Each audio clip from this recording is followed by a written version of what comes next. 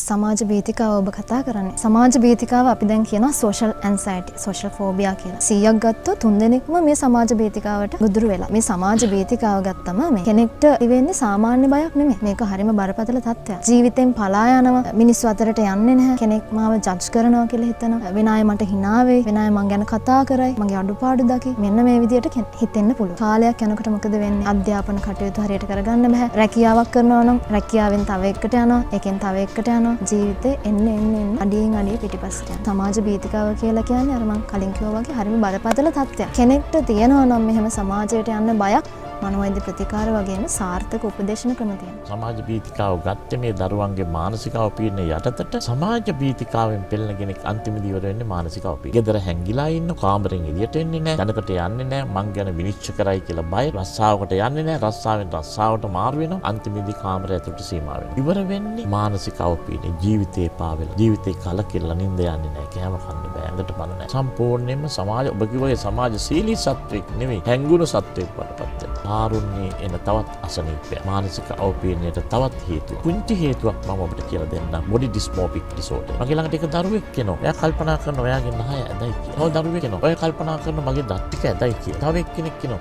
මගේ ඇඟ පොඩි වැඩි. අනිත් අයට වඩා කම්පයා කරනවා. තව එක්කෙනෙක් එනවා. මගේ සිස්ටේ කුඩා වැඩි. මම කළුයි සමාජයෙන් හැංගි. මේකට කියනවා බොඩි ඩිස්මෝෆික් ඩිසෝඩර් කියලා. තාරුන්නේ මානසික අවපීඩනයට විද්‍යාඥයෝ කියනවා මේ බොඩි ඩිස්මෝෆික් කියන ඩිසෝඩර් තියෙන කෙනෙක් මානසික අවපීඩනයට ගොදුරු වෙන තියෙන හැකියාව 80%ක්. ડોක්ටර් ඒක ඊළඟ බරපතලම කාරණාව බවට පත් වෙන ලෝකයේ බිහිවෙච්ච ප්‍රධාන පෙළේ ඒකාධිපතියන් විමසා බලන විට මහා සමූල ඝාතකීන් හොයලා බලනකොට දාම ඝාතකීන් පිළිබඳව හොයලා බලනකොට ඔවුන් හැමදෙනාම මුලින්ම සමාජයෙන් හැංගෙනවා.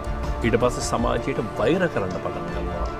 ඒවා තමයි ඒකාධිපතීන් හැටියට දාම ඝාතකීන් හැටියට සමූහ ඝාතකීන් හැටියට පෙරලා ඔවුන් විකාශනය තමාගේ තියෙන හීනමානය ඒකින්ද පෞරුෂයේ තියෙන ගැටලුව මහා විනාශයක් කරා කොපලරොබේ නිවසේ මේ මූලාරම්භය හටගෙන මේවා හිමින් සීරේ සත්කමක් කරනවා වගේ පරිස්සමට ඉවත් කරන්න පුළුවන්කම තිබෙනවා. මනෝපදේශනේ තියෙන්නේ ඒ කාරණාව වෙනුවෙන්.